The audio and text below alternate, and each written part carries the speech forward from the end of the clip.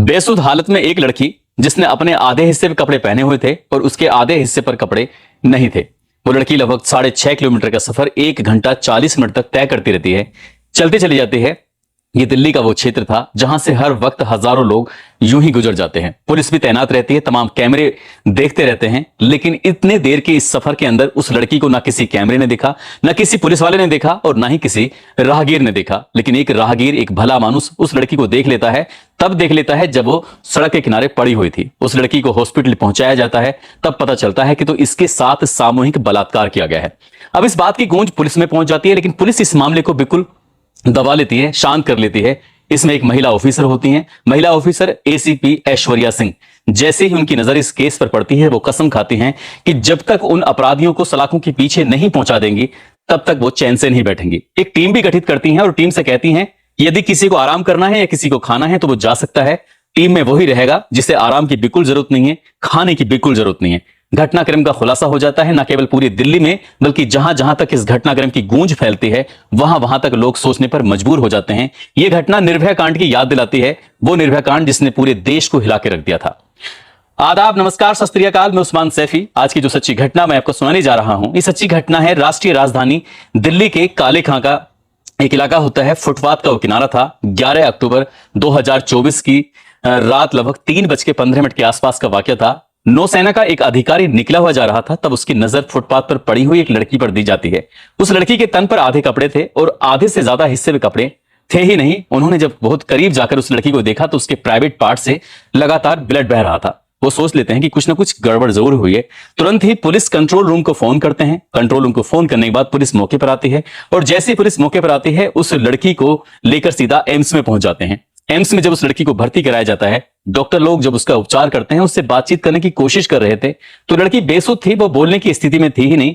ऐसा लग रहा था जैसे उसके दिमाग पर कोई भारी असर पहुंचा हो। जाहिर सी बात है, जब डॉक्टर ने बोला तो कोई भी समझ जाएगा कि हाँ, भारी असर क्यों रहा होगा। दरअसल उसके साथ बार बार बलात्कार किया गया था, सामूहिक बलात्कार किया गया था। कौन था वो, किसने किया था? अब ये सवाल कैसे तलाश करें, कैसे ढूंढें, बस यही पुलिस के लिए एक बहुत बड़ी चुनौती बन जाती है। पुलिस आखिरकार करे तो क्या करे। जब उस लड़की से बातचीत करने की कोशिश कर रहे थे, वो लड़की बेसुध थी, बोलने की स्थिति में नहीं थी, मानसिक रूप से लग रहा था पूरी तरह से बीमार हो चुकी है। लेकिन जब कुछ बोल नहीं रही है, डॉक्टर उसका उपचार शुरू कर देते हैं। डॉक्टर फिर से एक बार बात कहते हैं कि यदि वो नौसेना का अधिकारी इस लड़की को नहीं देखता और उसे वक्त पर इसे हॉस्पिटल ना लेके आते तो शायद ये मर जाती, ये बच नहीं पाती, क्योंकि इसका जो ब्लड था प्राइवेट पार्ट से भारी मात्रा में बह चुका था। अब जब दिन पर दिन बीत रहे थे, पुलिस वाले परेशान हो रहे थे। एसीपी ऐश्वर्या सिंह अब इस मामले की अगुवाई कर रही थी, पड़ताल कर रही थी। वो सोचने पर मजबूर हो जाती हैं कि करें तो कहां से शुरुआत करें इस घटना की, कैसे पता चले कि हुआ क्या है, कहां हुआ है, कौन है वो जिन्होंने इसके साथ इतना गंदा और घिनौना कृत्य किया है। तभी एक आइडिया आता है और इसी आइडिया के बीच में एक महिला सिपाही होती है। उस महिला सिपाही को सादा वर्दी में उस जगह पर भेजा जाता है। ऐसे बात कर रही थी जैसे कि सोशल वर्कर हो, ऐसे बात कर रही थी जैसे कि कितनी हमदर्द हो। उस लड़की ने उसके साथ जाकर, जिसके साथ गलत और गंदा घिनौना कृत्य हुआ था, उसके पास जाना, उसके साथ बातचीत करना, उसको खाने का सामान देना, उसकी छोटी से छोटी चीजों का ख्याल रखना। अब वो लड़की जो थी, जो बेसुध थी, जिसके दिमाग काम नहीं कर रहा था, उस लड़की को वो अपना हमदर्द समझने लगती है। और जैसे उसको अपना हमदर्द समझने लगती है, दोस्त समझने लगती है, तब वो जोर जोर से रोने लगती है, क्योंकि उसे लग रहा था कि शायद उसकी फरियाद सुनने वाला कोई आ गया है। अब उस महिला सिपाही के सामने इस लड़की ने, जो कई दिनों से उसका इलाज चल रहा था, जिसके दिमाग का इलाज चल रहा है, जिसके शरीर का इलाज चल रहा था, उसने अब बोलना शुरू किया। उसने बताया कि वो उड़ीसा की रहने वाली है और उड़ीसा में उसने MSW यानी कि master of social work MA में इसने कोर्स किया है। ये कोर्स जो समाज सेवा के लिए कोर्स करते हैं MSW, उस कोर्स को करने के बाद उसने नर्सिंग का कोर्स किया। और इसी बीच में उसके एक दोस्त से बात होती है। दोस्त उसका दिल्ली में रहता था। दिल्ली वाले दोस्त कहता है कि अगर आपको अच्छा करियर बनाना है, आपको कुछ आगे बढ़कर कुछ करना है, तो आप ओडिशा को छोड़कर आप यहाँ दिल्ली आ जाइए। यहाँ बहुत सारी अपॉर्चुनिटी है, यहाँ पर बहुत सारा काम किया जा सकता है। लड़की होनहार, होशियार। अब उसने जो कोर्स किया है उसी के हिसाब से, नर्सिंग कोर्स हो या MSW हो, तो उसने उस कोर्स के हिसाब से गरीब बच्चों की मदद करना शुरू कर दिया, साथ ही गरीब महिलाओं की मदद करना शुरू कर दिया, ऐसे असहाय लोगों की मदद करना शुरू कर दिया जैसे क्या मदर टेरेसा किया करती थी। इसी तरह से उसकी जिंदगी आगे चल रही थी। लेकिन जिस दोस्त ने इस लड़की को दिल्ली बुलाया था, जिस दोस्त ने कहा था कि तुम दिल्ली आना, तुम्हारी मदद होगी, यहां पर बहुत सारी अपॉर्चुनिटी है, यहां पर तुम बहुत सारा काम कर सकती हैं, वही लड़की उस लड़के को बोझ लेने लगती है। उसे लग रहा था कि जैसे कि पता नहीं वो उसी के लिए जो कमाया हुआ है खाती है, उसी के यहाँ रहती है, करे तो क्या करे। अब उससे वो थोड़ा दूर हटने लगता है। अब इस लड़की को लगता है कि ये यहां पर रहेगी तो शायद सही नहीं है, इसलिए उसने अपने दोस्त की उस जगह को छोड़ा और वो किशनगढ़ के इलाके में पहुंच जाती है। वहां पर ननों के साथ रहना शुरू कर देती है। नन भी समाज सेवा करती थी, गरीबों की मदद करती थी, असहायों की मदद करती थी, लेकिन यहां रहते रहते उस लड़की का जो मानसिक संतुलन था वो कुछ बिगड़ने लगता है। अच्छी खासी पढ़ी लिखी, नर्सिंग का कोर्स, MSW का कोर्स उसने किया हुआ था, उड़ीसा से दिल्ली अपना करियर बनाने के लिए आई थी, और अचानक ही उसका मानसिक तबीयत कुछ ज्यादा खराब रहने लगती है, तो वो अचानक से यहां से निकल जाती है, चली जाती है। जुलाई 2024 में किशनगढ़ का वो इलाका छोड़ देती है और नन इस बात की शिकायत करती हैं जाकर थाने में कि हमारे यहाँ पर एक लड़की रहती थी और वो अचानक से चली गई है। अब लड़की ने नया ठिकाना ढूंढना शुरू कर दिया, जैसे कि बस स्टॉप, जैसे कि ओवरब्रिज, जैसे कि रेलवे स्टेशन या ओवरब्रिज के किनारे जो फुटपाथ होते हैं वहां पर इस तरह से रहती चली जाती है। लेकिन वो नहीं जानती थी कि दिल्ली सेफ नहीं है, दिल्ली में कुछ भी हो सकता है। और 10-11 अक्टूबर 2024 की वो रात होती है, रात के लगभग 9 बजे के आसपास का वाक्य था। जब ये लड़की ITO राजघाट के पास थी, तभी रात के लगभग 9 बजे के आसपास का वक्त रहा होगा।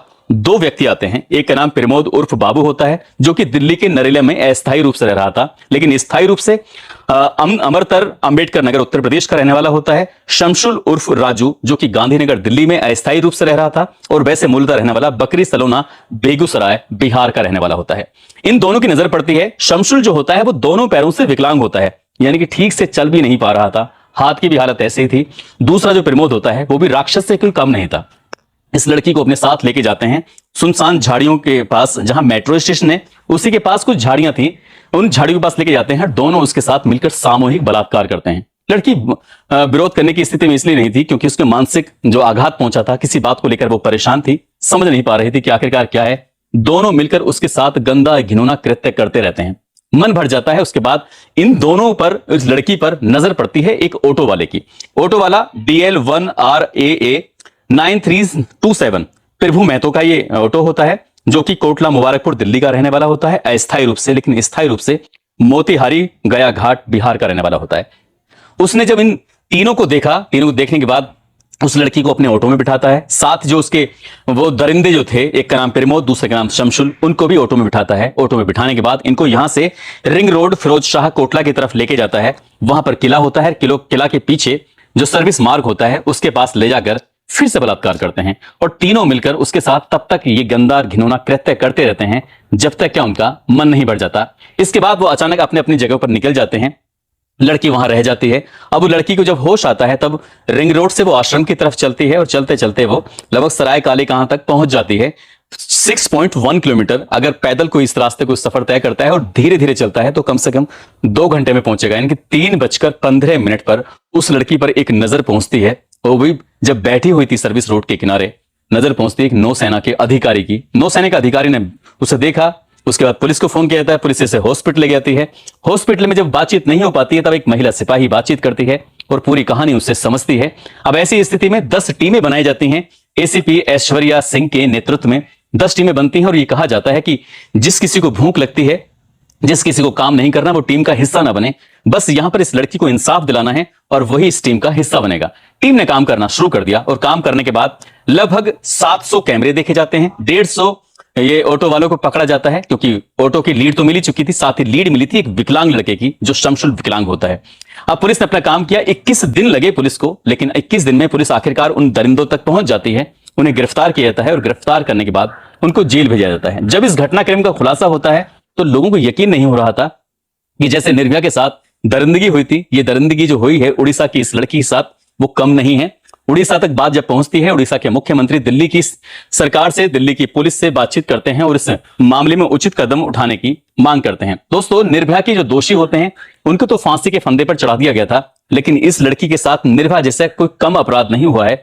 देखने वाली बात यह है, क्या यह अपराधी फांसी के फंदे पर चढ़ेंगे या फिर वैसे ही कोर्ट कचहरी के चक्कर कटते कटते ये लड़की अपने मजबूर होकर अपने चली जाएगी, और जो अपराधी होंगे कुछ दिन के बाद छूट जाएंगे। क्या ऐसे ही होगा, या फिर निर्भया के दोषियों की तरह इनको भी फांसी के फंदे पर चढ़ाया जाएगा? हम अपनी इस कहानी के माध्यम से अधिकारियों से यही अपील करेंगे कि इस मामले को फास्ट ट्रैक कोर्ट में चलाया जाए और इन आरोपियों को कम से कम समय में फांसी के फंदे पर चढ़ाकर वैसी ही मिसाल पेश की जाए जैसे क्या निर्भया के दोषियों के साथ हुआ था।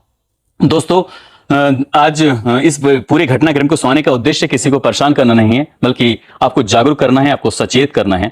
और साथ ही जैसा उस नौसेना के अधिकारी ने किया है, वो भी सैल्यूट के हकदार हैं। साथ ही ACP ऐश्वर्या सिंह भी सैल्यूट के हकदार हैं। जो भी कोई किसी भी जो मेरी कहानी सुन रहा है, उस सुनने वाले अधिकारी को अगर किसी व्यक्ति को वो अधिकारी मिलती हैं तो उनको सैल्यूट जरूर करे। जाते जाते गुरप्रीत सिंह है, हरियाणा के रहने वाले हैं, समीर आजमगढ़ से हैं, आज साथ ही नानपारा के रहने वाले हैं शाह आलम अजहरी, आज इनके जन्मदिन है, इनको जन्मदिन की ढेरों सारी शुभकामनाएं, बहुत बहुत मुबारकबाद। साथ ही मुरादाबाद के हैं मोहम्मद तैयब, आज इनकी शादी की सालगिरह है, इनको शादी की सालगिरह की बहुत बहुत शुभकामनाएं। साथ ही कुछ लोगों ने नाम लेने की अपील की है, जिसमें रूबी कुमारी, सौभाग्य पांडे, जाकिर खान, उत्तम गौतम, शाजिया खातून, मोहम्मद नदीम कादरी, अशरफ अली, मोहम्मद अजमल, हमजा अंसारी, आकाश विश्वकर्मा, इरशाद आलम, मोहम्मद अकील, उदय यादव, अनंत पांडे, आयशा खान, सहराना खान, सलीम अहमद, डॉक्टर हारून भाटी, वीरेंद्र निषाद, विशाल पटेल। आप सब लोग अपना ख्याल रखें, सुरक्षित रहें। जय हिंद, जय भारत।